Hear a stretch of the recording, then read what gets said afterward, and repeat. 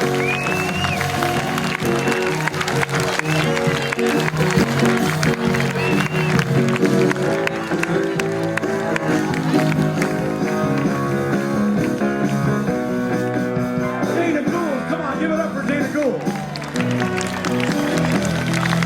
end doing this Andy Devine impression. Fantastic. He's fantastic. He's funny. You know, it's so great. This really is a fun day. And every time I come with trepidation. I don't know what it's going to be like. Every day it's like seeing guys that you went to grammar school with or something, which is kind of cool. It's kind of in a sense what it is. Anyway, so Dana's very funny and great. And by the way, he mentioned being married or divorced. I've been married for 37 years. Isn't that crazy? 37 years.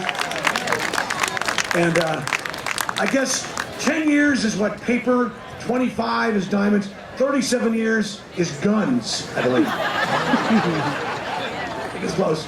In fact, my come on the night of our anniversary, I said, hey, how about we go out to dinner and we come back home for a night of non-consensual sex? How about that? You know you're in trouble when you go, hey, come on. My come on line is like, hey, come on. And hers is, okay, fine. It's pretty sexy at my place. It's working out well. Next act's a really funny guy. Worked with him last year at a Brian Copeland gig we do in the East Bay. He's a Capricorn. His favorite color is blue. And, oh, by the way, he also has a 1-hour Netflix special, so he's very funny. Please welcome Mr. Tom Rhodes, everybody. Let's go. All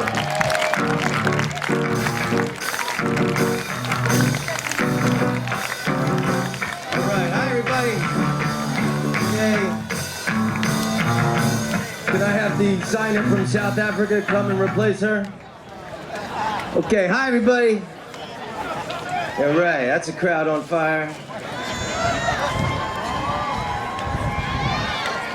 I just spent a month in Asia, and the knowledge nugget I brought back for you from Asia is that the most beautiful women in the world are Thai men.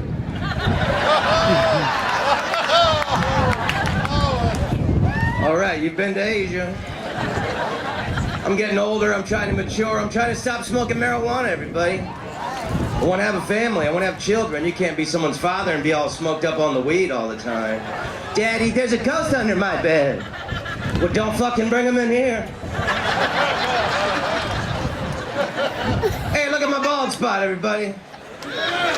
Actually, that is not a bald spot. That is an old breakdancing injury. What an exciting time to be alive right now is, don't you think?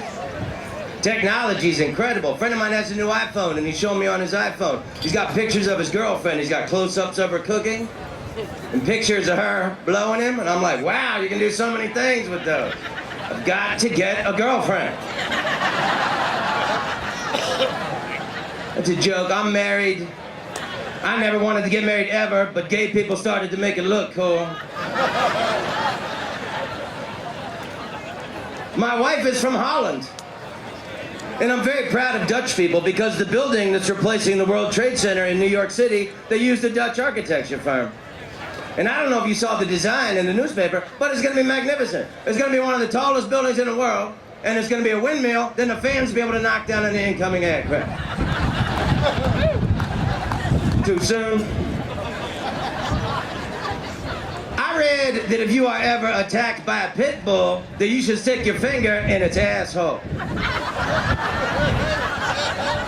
My question is, what if that's the reason the dog is biting you in the first place?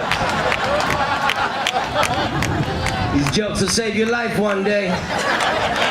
One day you're gonna be camping in Yosemite, get attacked by a bear, stick your finger in its ass, come back to San Francisco, be interviewed on the local news. How did you know to stick your finger in that bear's asshole? I saw Tom Rhodes in Golden Gate Park one time. And ever since then, I've just been looking at them animals, waiting for one of them to fuck with me so I can pop him in his ass. My day finally came.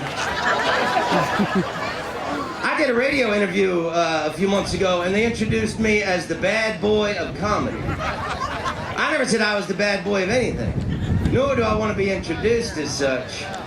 Only in comedy do you ever hear that. You never hear that in other professions. You never hear, he's the bad boy of gynecology. See the dude put on his gloves with the fingers cut off?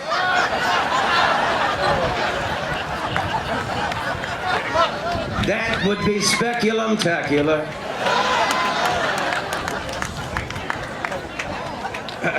Don't you think that a PT Cruiser looks like a midget hearse?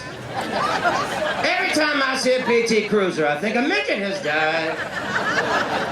I better turn on my lights and follow him.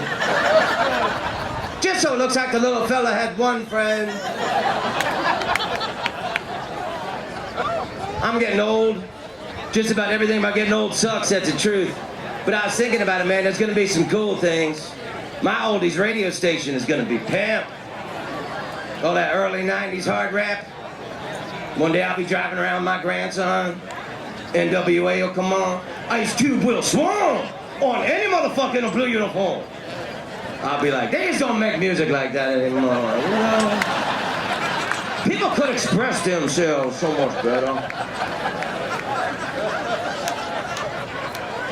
I'm really worried about my nephew. He's seen both of the beheading videos and none of the leaked celebrity nude photos.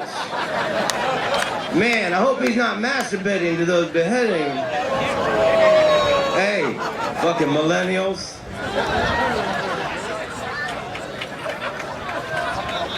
I think it says a lot about the United States and how far we've come as a people, and that now it's no big deal that at one time our president smoked marijuana. 10, 20 years ago, that was a big issue in this country. But we grew, we evolved. Now it's no big deal. Imagine how much further we're gonna grow as a people. Imagine 10, 20 years from now, maybe it'd be no big deal that at one time our president took a picture of his dick and texted it to a girl. And we will have all seen it and discussed it. He was young when he did that.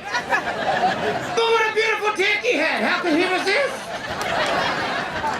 And then we'll be like, well, why didn't the other candidate release pictures of his dick? I'm not gonna vote for somebody I don't know what his hard dick looks like. He gonna run my country, I wanna know what his hard dick looks like. Men with penis problems start wars. Yeah, wow, what a nice, so I'm glad I came back for this, man. San Francisco, I lived here for most of the 90s. It's really nice to come back and experience this because I want to move back here, but I can't afford it. And for so long, I've been praying that a natural disaster kills half of you people so I can afford to live here. Now I'm going to reconsider half of you people dying in a horrific plague.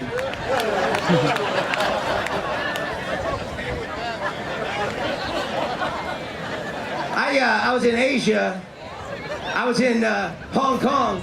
The very first time I ever performed in China was 12 years ago. And the tour started in Hong Kong. And I stayed at the Shangri-La Hotel. The nicest hotel I have ever stayed at in my life. Beyond 5-star. Opulent luxury. And I had never been to Hong Kong before. So the first day I was there, I just walked and soaked the city in with my eyeballs.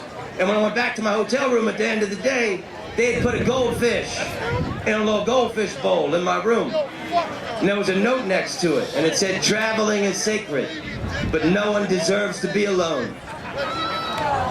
That's why we provided this friend, the goldfish, to keep you company during your stay here. 2 nights later, Fatboy Slim is doing a concert on the Kowloon side of the harbor. I love Fatboy Slim. I got tickets. The audience was the most beautiful, fashionable Chinese people that looked like they had fallen out of fashion magazines. And Fatboy Slim was electrifying that night. And I was just dancing with all these beautiful people, and I got really, really drunk that night. And somehow, in the middle of the night, back in my hotel room, I shit the bed. I was drunk and half asleep, and I thought it was a fart. And I blew it out, and this wet ass pee went all over the bed. And I was ashamed, man. I had never shit a bed before in my life. So the next day I left the hotel early and I just walked, and I was gone all day. And when I went back to my hotel room at the end of the day, they had taken my goldfish away. No one deserves to be alone except for you creepy bed-shitting weirdo. All right, San Francisco, I hope half of you don't die. I love you.